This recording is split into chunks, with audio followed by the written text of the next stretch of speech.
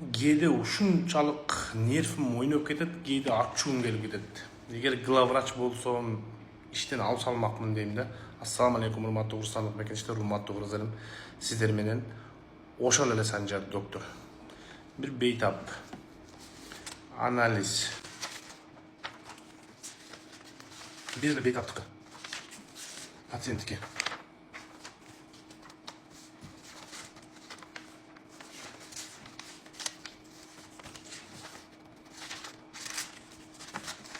Кыскасы ушунча анализ.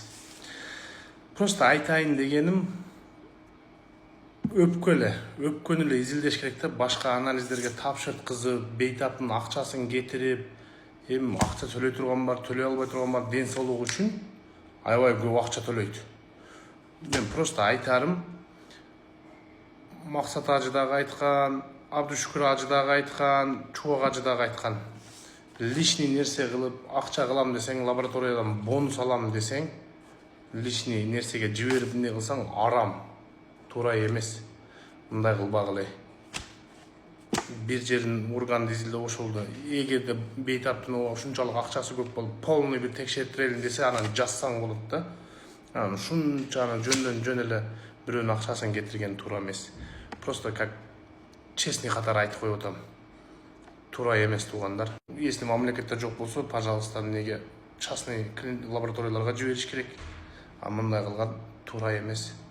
Мен айтарым, ооба частный лабораторияга өзү деле барса ошол акча болот, врач жиберсе деле ошол акча болот. По-любому бонус бере турган лаборатория бар, бербей турган лаборатория бар. Анан специально бонустун акчасын деп минтип акча иштеген Кудайга дагы жакпайт, арам болот. Айтарым, керектүү анализге жибериш керек, лишнийсин кереги жок. О, Кудай карап турат. Просто айтып койдум ушул сөздү, мындай бөлүшүп койсоңор жакшы болот. Бекер эле акчасын коротуп, арам акча мындай берекелүү болбойт и тешип чыгат.